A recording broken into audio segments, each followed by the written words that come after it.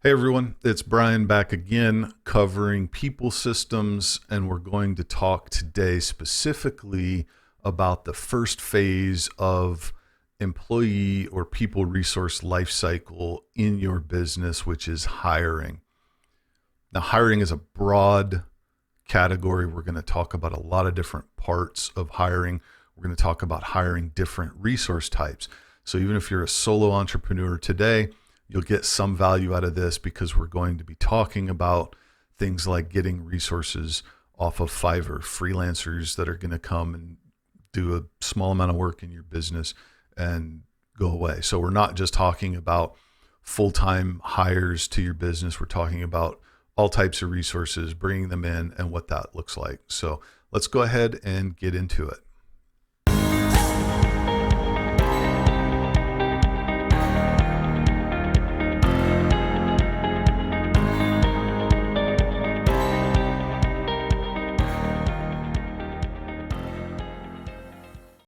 So the first thing I want to cover, I talked a little bit about this last week. I just want to touch on it again to make sure we have a common understanding to work from.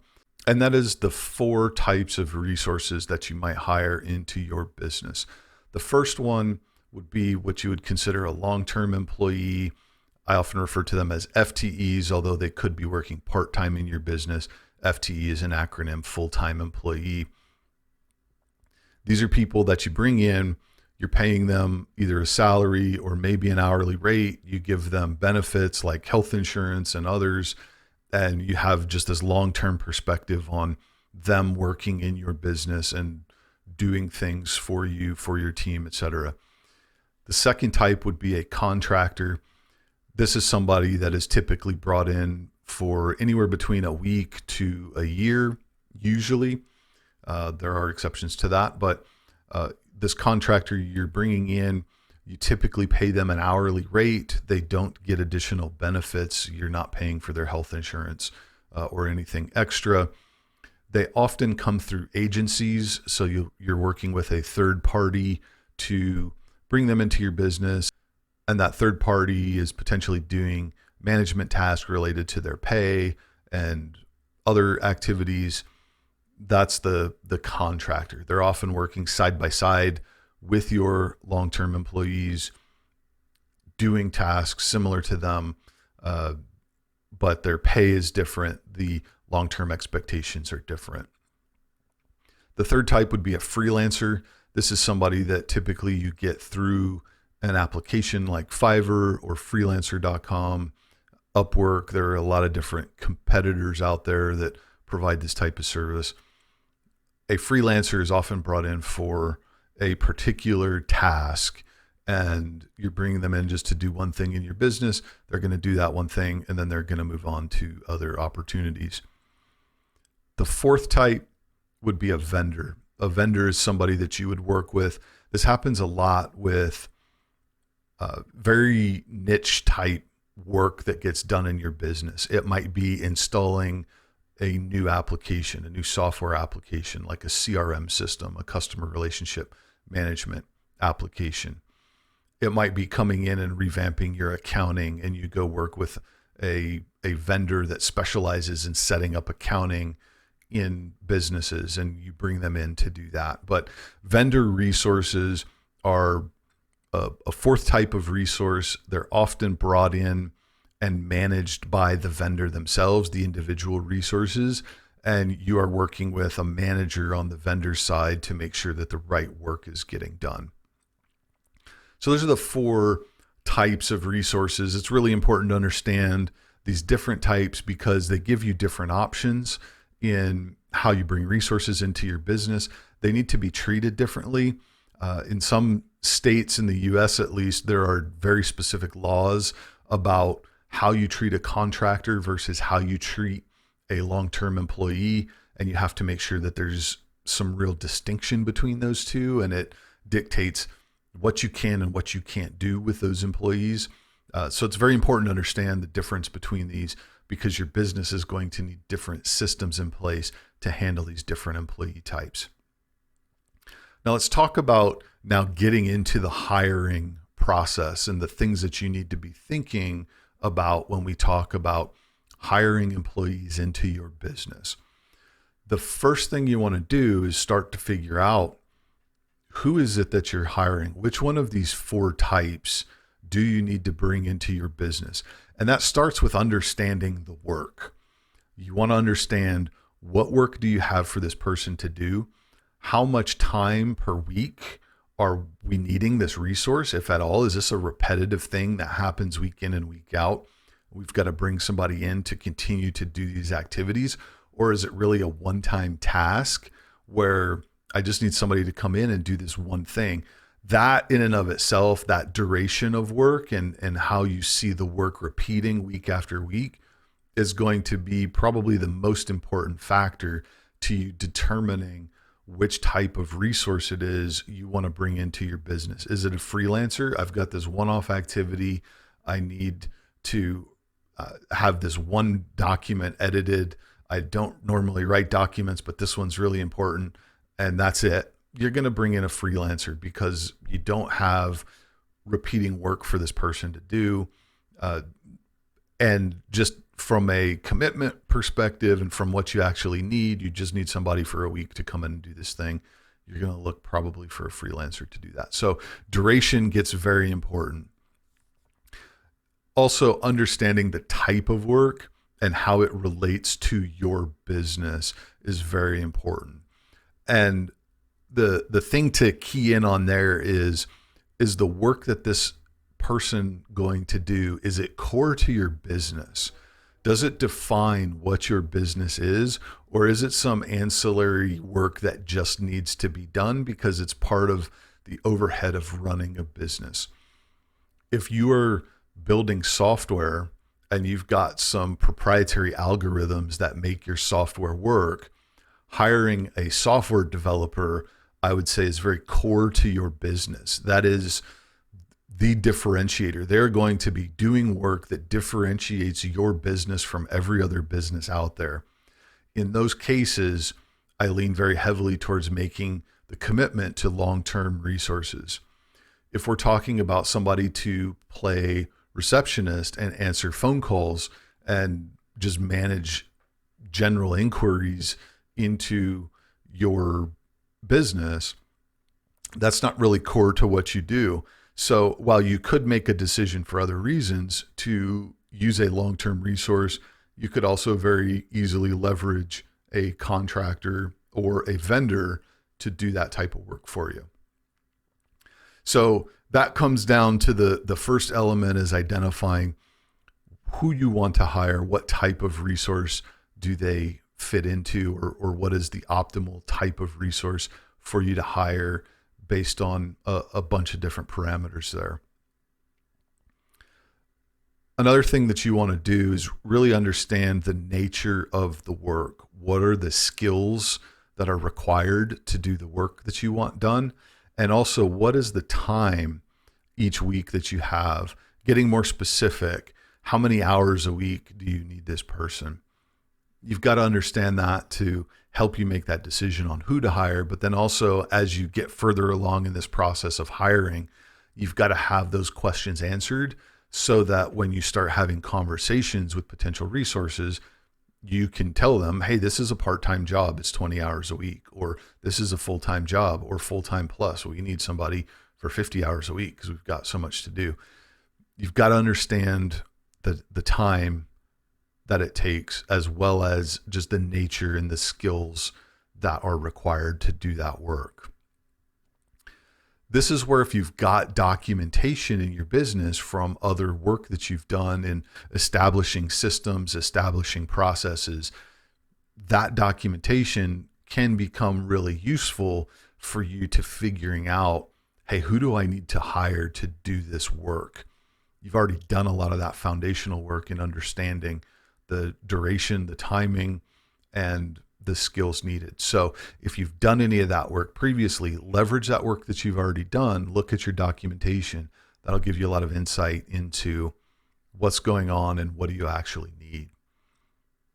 Now, if you don't have that documentation, one of the things that you can look to do is a time study.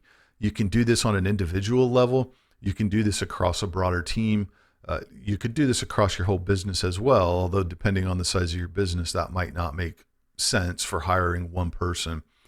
But a time study is going to help you really understand how much time people are spending today. What is the real amount of time that people are spending today in your business?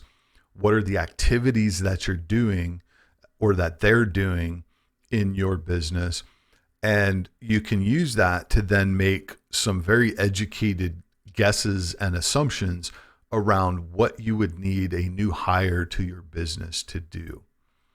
Now, I've got a couple of resources available to help you with the time study, and those will be links for you to go to those other resources and get some help if that's something you need to do in your business.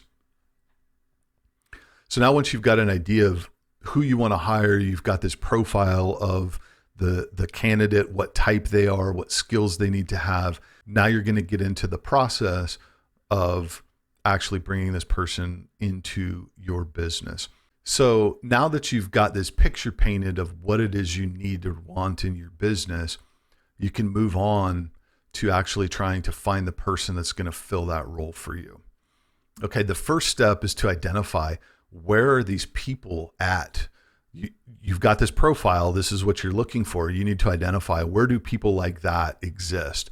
If it's a freelancer, you're going to be going to the freelance sites, whichever ones you use. You could use one all the time. You might use multiple.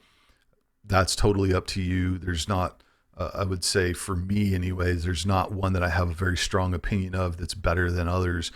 Use what's worked for you in the past. If you're not sure, go start with Fiverr or Upwork as a place to do this for your first time and go from there. But you've got to identify, where are the people that fit this profile at.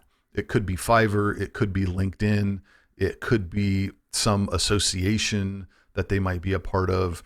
You might be looking at other job resource sites like Indeed. If you're going through an agency for a contractor or a vendor, you've got to then identify, who are the agencies that provide this type of resource, or who are the vendors that do the kind of work I need done. So you're going to identify first, where are these people at that I'm looking for? Once you've identified where those people are at, you're going to have to do some sort of outreach or some sort of marketing to start to draw attention to the job that you have and get these candidates in front of you and your team so that you can start to see who might work in your situation. And again, depending on that resource type, if it's something like Fiverr for a freelancer, you're going to go do a search. I need a copywriter, or I need an editor. And you're going to get presented with, here's 100 people that do what it is you want to do. And you're just going to go through and then start to screen those. You're going to do the research. You're going to look at the gigs that they offer. You're going to look at the reviews that they've had from other people. They might have portfolios that you can look at so you can see samples of their work. It's just a matter of going through and starting to do the research to figure out who are the people that are options and which one might fit what you need. If you're working with an agency, or you're looking at hiring a long-term employee in your business, there's a little bit of a different process there that you need to go through. You're going to have a job description that goes out. You're going to have people that respond to that job description. You're going to have to start doing some screening there to figure out, who do I like? And that might be in the form of interviews where you're actually talking to these people, meeting them face to face potentially, depending on what the job is, and going through this process that you've defined for your business as far as, this is how we screen applicants for our long-term or contract roles. With a vendor, it's a little bit of a different process. Again, you're going to be actually talking to companies and trying to get a picture for what overall can they provide in terms of resources. Do they have experience doing the work that you're trying to do? Who are the individuals that would be working with you? What does their engagement type look like? There's a lot of questions that are different for a vendor than you would have with any of the other types. So that first part is really about screening. It's about research. It's about interviewing and just gathering information so that you can make a decision on who the best resource will be to fill the role that you have. Once you get through that, you're going to actually make a selection. You've got to make a decision, commit to that decision, and then get an offer out. And again, depending on which type you have, that offer is going to look different. So if it's on a freelance site, usually what happens is you've got the freelancers going to send you an offer to say, here's my gig. This is what I'm going to do for you. This is how much you're going to pay me. And then you accept that and get to work. If you're working with a vendor, they might have you sign documents. You might want them to sign documents such as an NDA, a non-disclosure agreement. You'll most likely sign a statement of work or a master services agreement. There's all kinds of contracts that get involved when dealing with vendors that you don't have with the others.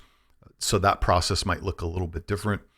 And then working with an agency for contractors, it's kind of a hybrid between long-term employee and working with a vendor. You might have certain documents that you sign, statements of work, things like that. To actually get that contractor on board, you're going to agree to whatever their rate is. So there's usually some light documentation involved that you need to get sorted in order to complete that offer there. With a long-term employee, you're actually making an offer to them. Usually that comes in the form of some document that outlines what their title is going to be, what their responsibilities are. Maybe it's going to have their pay rate in there. It's going to have information to other benefits that they're going to get. And you'll send that out as a document to the person that you'd like to hire in the form of an offer letter. Once you go through any of those options for the type that you're hiring, at some point you're going to get to day one, and that is where this first phase of hiring ends. You've now hired that person, they're starting in your business, and you're moving on to the next phase in the life cycle of people management, which is rewire. That's going to be our topic for next week, where we'll talk through, now that you've got this employee or this contractor, the freelancer on day one, how are you going to bring them into your business? How are you going to educate them on the things that they need to know in order to deliver value and help you get better outcomes? If you have any questions on anything that I've covered today, please reach out to me at brian@optimizeforoutcomes.com.